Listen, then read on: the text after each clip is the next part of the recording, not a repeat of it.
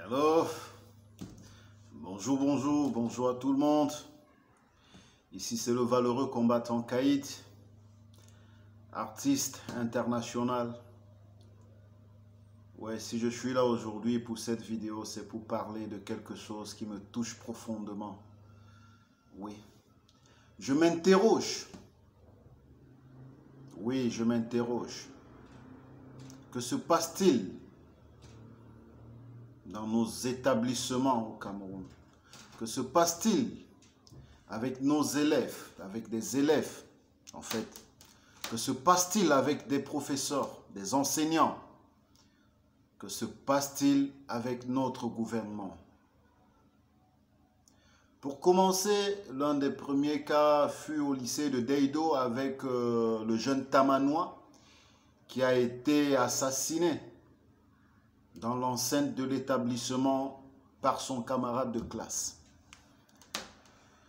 Oui, que se passe-t-il exactement? Nous qui sommes les parents d'élèves, nous qui avons des jeunes enfants qui étudient dans des lycées, dans des établissements privés un peu de partout au Cameroun, que se passe-t-il avec nos jeunes?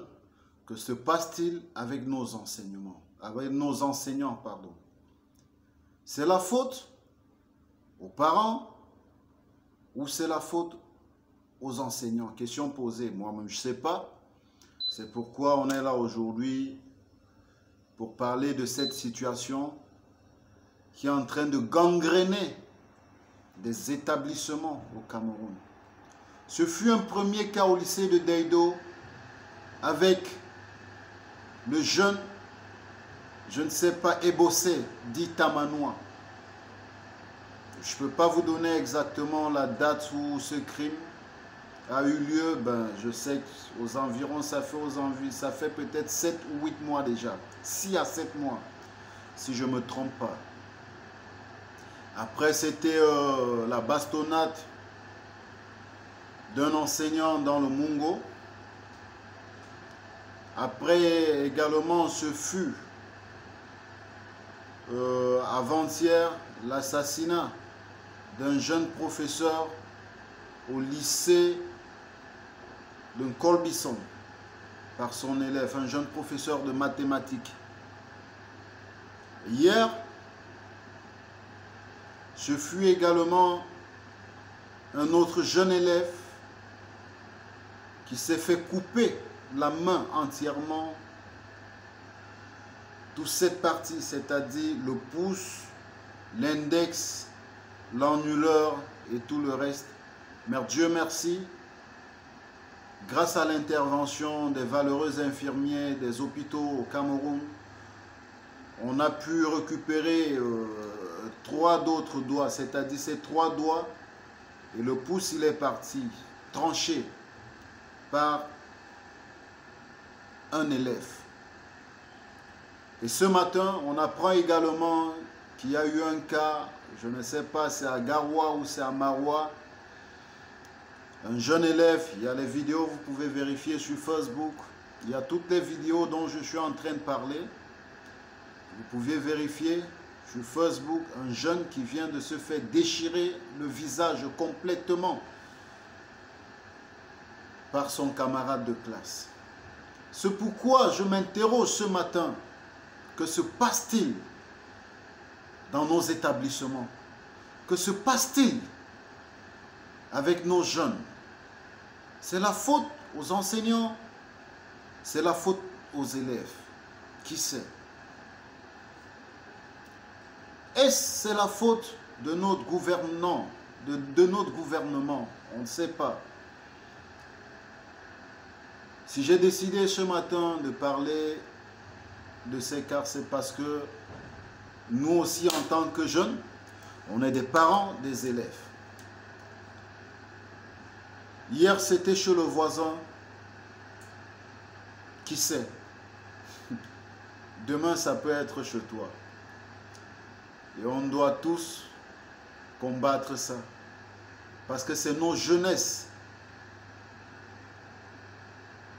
Oui, c'est notre jeunesse qui est en train de souffrir. C'est nos enfants. Nos enfants, normalement, devaient aller dans les écoles avec le cœur très calme. Mais aujourd'hui, la terreur est partout. Le diable, il marche partout. Des poignards dans les établissements. Des assassinats. Je ne sais pas quoi d'autre. Des viols. Des élèves qui consomment des stupéfiants. Un peu de partout. Et on se pose toujours la question de jour en jour. Qu'est-ce qui se passe exactement? J'aimerais savoir et dire à notre gouvernement de prendre des mesures de sécurité dans les établissements. On a assez de corps habillés, on a assez de militaires qui peuvent veiller dans l'enceinte scolaire. Oui, que chaque matin, avant que les élèves n'entrent dans la classe, qu'il y ait des fouilles. Prenez des dispositions, vraiment engagez des gens pour faire ça, pour que nous, qui sommes des parents, nous qui souffrons pour ces enfants, on n'aimerait pas avoir un tel cas demain pour nos enfants. Et je vais profiter également pour cette occasion pour souhaiter vraiment mes condoléances à toutes les victimes de ce scandale. Et vous dire, l'artiste est avec vous de tout cœur. Je parle ici aujourd'hui en tant que parent d'élèves, en tant qu'artiste. Je parle pour la voix des sans-voix. Oui, pour la voix des sans-voix. Vous voyez comment je suis ce matin. Je ne suis pas très souriant, mais je suis un peu, je peux dire déçu. Je suis un peu bouleversé par tous ces crimes dans nos établissements. J'ai les petites sœurs, j'ai des cousines, j'ai des cousins, un peu de partout, dans les établissements. C'est pourquoi quand je me lève le matin, je vois aujourd'hui des blessures, des coups de lame, des couteaux dans les établissements. Ça me touche énormément le cœur parce que ça pourrait être ton enfant demain, ça pourrait être mon enfant un jour. Donc, et on ne sait pas vraiment qui on va accuser. C'est l'éducation dans l'enceinte familiale. C'est les professeurs qui se comportent mal envers les jeunes. On ne comprend rien. On ne comprend rien. Mais on se pose toujours des questions dans l'inquiétude de savoir ce qui ne va pas exactement. La vente des stupéfiants dans les établissements. Des portes d'armes blanches dans des établissements par des élèves. Des assassinats. Où va le monde? Où va le Cameroun? Et que disent des dirigeants de ce pays? Aujourd'hui, un professeur qui se fait assassiner froidement par un jeune élève, par son élève.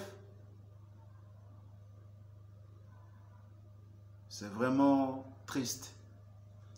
C'est vraiment triste. Et ça fait vraiment froid dans le dos de savoir qu'un élève, aujourd'hui, qui poignarde à plusieurs coups de couteau et de compact son professeur à mort.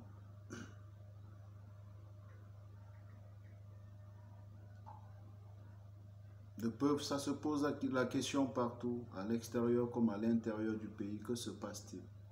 Parce qu'il y a des parents un peu de partout, des parents qui ont des élèves dans les établissements. Qu'est-ce que le gouvernement entreprend pour vraiment cesser ce genre de violence dans les milieux scolaires? C'est ce qu'on veut savoir. Quelle est la garantie de nos enfants dans les milieux, dans les établissements scolaires? On se peine toute une année pour l'avenir de ces jeunes. Et un matin, on te dit, ben voilà. Ce jeune enseignant qui vient à peine de sortir de l'école normale, donc ses parents étaient fiers de lui et attendaient quelque chose de bien dans le futur, aujourd'hui est assassiné froidement. Et personne ne parle. Mais ce que je vais vous dire, plus jamais ça dans nos établissements. Plus jamais ça dans nos établissements. Plus jamais ça dans nos établissements.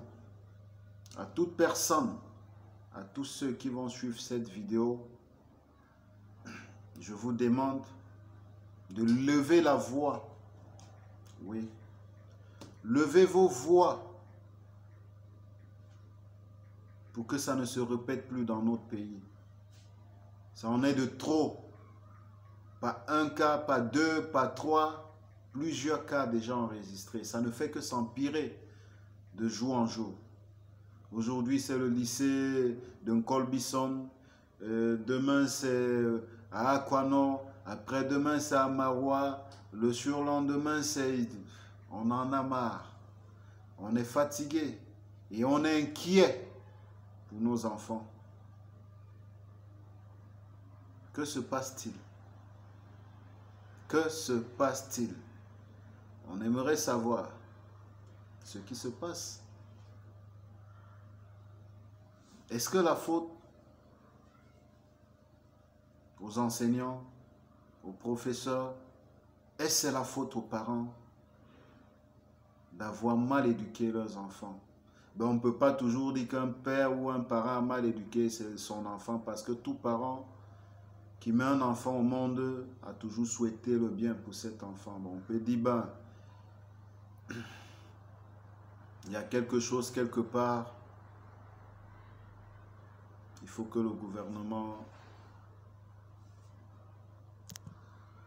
regarde ce cas vraiment très rigoureux sur ce cas. Parce que ça ne fait que s'empirer tous les jours. Tous les jours. Et nous, parents d'élèves, on est inquiets pour nos enfants qui séjournent dans ces établissements. On est inquiets, vraiment inquiets.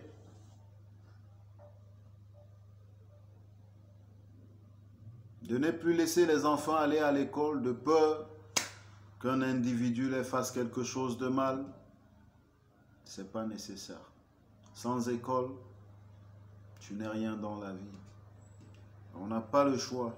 On veut aussi avoir la garantie, la sécurité pour nos enfants dans tout établissement confondu, que ce soit les établissements publics, que ce soit des établissements privés.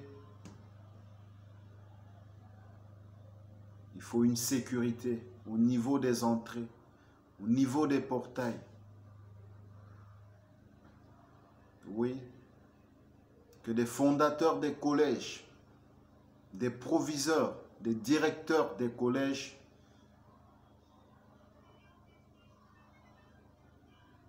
regardent encore, cherchez à voir ce qui se passe dans vos établissements.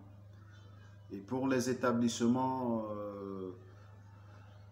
publics, c'est-à-dire qui est géré par le gouvernement, ce qu'on aimerait proposer au gouvernement, envoyez-nous chaque matin 3, 4, 5 policiers dans tout établissement public. On fait la fouille à tout élève. 4, 5 policiers tous les matins dans tous les établissements, dans tous les lycées. Au moins pour nous garantir la sécurité de nos enfants. Parce que ces objets qui ont été utilisés pour des meurtres, pour des blessures graves sur certains élèves, sur certains professeurs, l'élève n'est pas allé hors de l'établissement pour se procurer de ces armes blanches. Oui, comme ce petit qui s'est fait trancher la main hier, la machette est quittée au sein de l'établissement. Et avant-hier, le jeune professeur qui s'est fait assassiner, ce jeune avait un couteau et un compact. Et c'est au sein de l'établissement, c'est-à-dire la sécurité n'est pas garantie. Que devions-nous faire pour cela? C'est pourquoi je suis là encore ce matin pour vous dire plus jamais ça. Plus jamais ça sur nos enfants.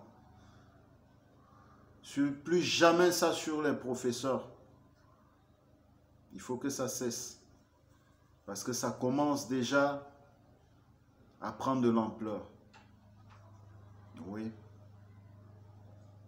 Et je vais profiter encore pour dire à tous les parents, à tous ces pères qui se battent, qui fournissent d'efforts pour scolariser leurs enfants, pour leur donner une éducation, de toujours veiller sur ces enfants et leur donner le meilleur de vous. Oui. Parce que l'éducation que vous voyez, ça commence à la maison avant d'arriver au sein de l'établissement. Le professeur ou l'enseignant ne peut pas tout donner à l'enfant. Il est là juste pour lui mettre certaines connaissances dans la tête, mais pas pour l'éducation. La vraie éducation, ça vient à la maison, ça vient chez les parents. Il est bien vrai qu'il y a certains enfants qui naissent avec leur cœur. On dit toujours quand tu accouches, mais l'enfant naît avec son cœur. C'est bien vrai. Mais faites le maximum de donner le meilleur de vous à vos enfants. Faites-le, donnez le meilleur de vous, le maximum possible. Le dialogue, toujours, s'il y a la possibilité. Le dialogue. Quand vous rentrez de la maison le soir, il faut parler avec vos enfants. Qu'est-ce qui se passe? Que se passe-t-il dans l'établissement? Il faut savoir. C'est très important pour un parent de rentrer chez soi et savoir ce qui s'est passé à l'école avec son enfant. Oui, très important.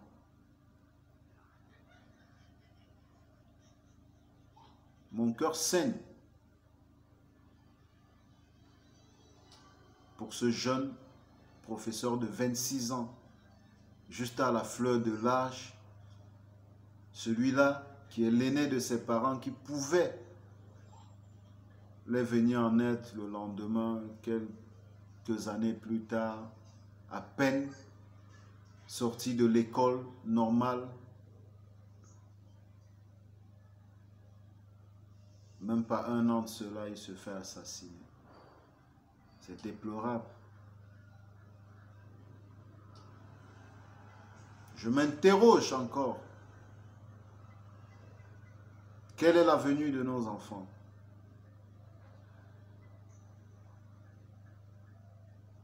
D'autant plus, on n'a pas tous les moyens de les faire étudier à l'extérieur.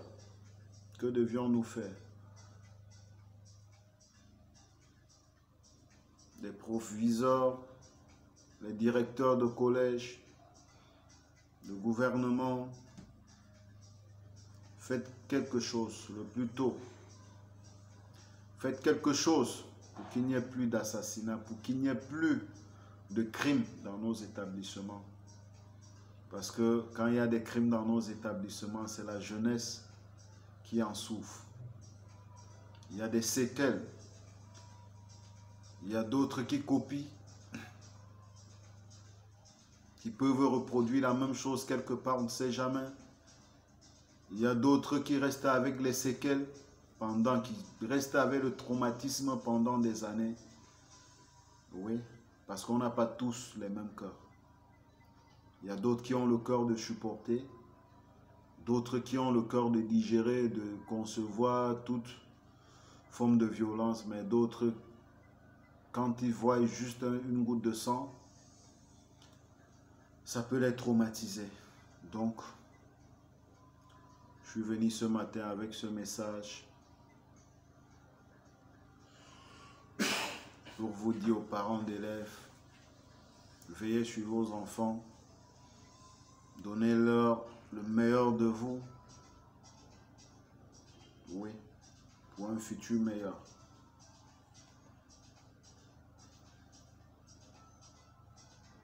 Jeune Tamanois repose en paix.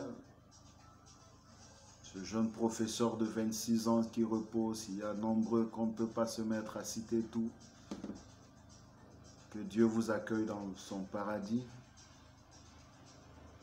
Et que ces criminels qui vous ont ôté la vie soient vraiment poursuivis par le jugement. Oui. Allez. C'était une première vidéo. Je vous reviens dans d'autres faits. C'est Kaït, l'artiste international. Là avec vous. Big up.